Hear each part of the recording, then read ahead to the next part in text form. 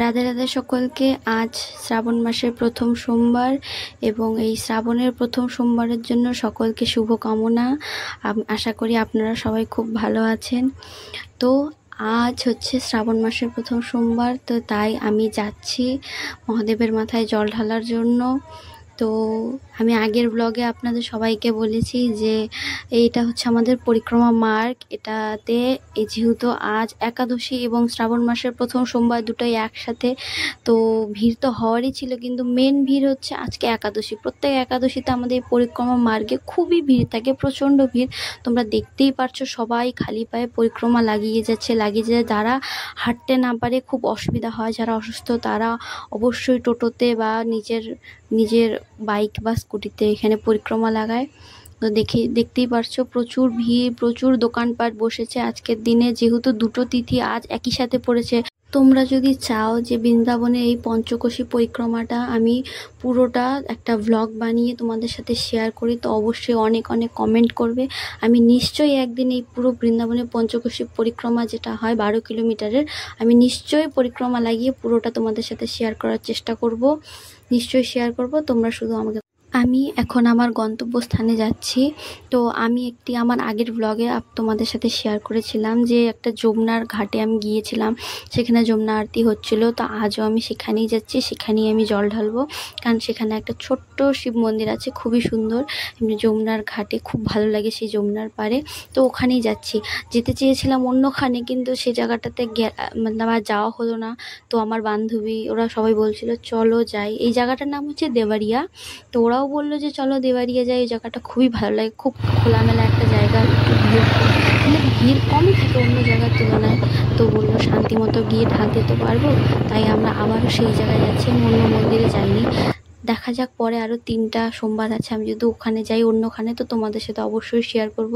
তো আমি চলে এসেছি, এই যে এখন আমি যাচ্ছি হচ্ছে যমুনাজিতে। ওখান থেকে আমি একটু জল তুলে নিয়ে আসবো, দুধের মধ্যে যমুনাজির এই জলটা আমি মিশিয়ে নেব। এই তো হচ্ছে সেই মন্দিরটি।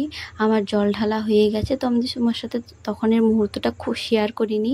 আমি জলটা ঢেলে নিলাম, তোমার হাজব্যান্ড আর আমি পুরোপুরি আমাদের কমপ্লিট। আমার বান্ধবীও তো ঢালছে, দেখে নাও তোমরা। এই সেই সুন্দর ঘাট, আমার হাজব্যান্ড দাঁড়িয়ে আছে ঘটি নিয়ে, কারণ আমি এখন ভিডিও করছি তাই। আর এই জায়গাটা আসতে খুবই ভালো লাগে, কারণ খুবই সুন্দর জায়গাটা, প্রচুর ফুলের গাছ এখানে। আমি নিশ্চয়ই তোমাদের সাথে শেয়ার করব করি। সাদা জবা ফুল,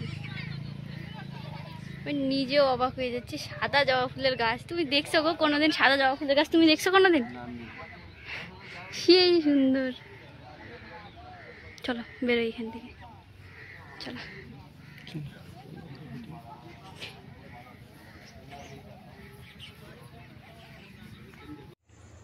আমি জানি না তোমরা ভিডিওতে ভালো করে স্পষ্ট দেখতে পারবে কিনা, কিন্তু দেখো ওখানে একটা ময়ূর দাঁড়িয়ে আছে, তাই আমি ভিডিও নিচ্ছি। পুরো পাখাগুলো খুলে খুব সুন্দর যমুনার পাড়ে ময়ূরটি দাঁড়িয়ে আছে, তাই আমি ভাবলাম তোমাদের সাথে একটু শেয়ার করি। জানি না তোমরা কতটা বুঝতে পারবে কিনা। তো এই তো সেই বাগান, অনেক ফুল। আমি রজনীগন্ধার ফুলগুলি শুধু দেখছি, তাই ভাবলাম একটু ভিডিও করে তোমাদের দেখাই। আমার হাজব্যান্ড ঢুকেও পড়েছে, আমি বারবার মানা করছি এখান থেকে, বলছি চিৎকার করে করে ছিঁড়ো না, কারণ এখানে গার্ড আছে, গার্ডটি দেখলে হয়তো খারাপ কিছু বলে দিবে। আজকের দিন আমি চাই না কেউ আমাদের কিছু খারাপ বলুক, তবুও সে চুপচাপ গিয়ে একটা পুরো ছিঁড়ে নিয়ে আসা আমাকে দিচ্ছে। তো সেটা তার হয়তো ভালোবাসা, আমি তাই নিয়ে নিলাম। এখন বলছি চলো এখান থেকে তাড়াতাড়ি করে চলে যাই, না তো দেখে নিবে। এই তো কত সুন্দর এখানকার ফুল, খুবই ভালো লাগে আমার। তো এখন আমি বানাচ্ছি সাবুদানা সবজি, একাদশীর খাবার। যেহেতু আমি খাবো না, আমার হাজব্যান্ড খাবে শুধু, তো আমি অল্প করে বানাচ্ছি। এখানে আমরা সাবুদানা সবজি বানিয়ে খাই, তার একটাই কারণ এখানে হচ্ছে সাবুদানা তোমার হতে চায় না বাংলার মতো। এটা কলা দিয়ে আমরা মেখে খেতে পারবো না, এমনি খেতে পারবো না, এটা ভিজ খাইতে চায় না সহজে, তাই এটাকে আমরা সবজি বানায় খাবো আলুর সাথে। একাদশীতে আমার হাজব্যান্ডকে খাইতে দিব এটা, আমি যেহেতু খাবো না তাই শুধু ওর জন্য। Radhe Radhe, thanks for watching.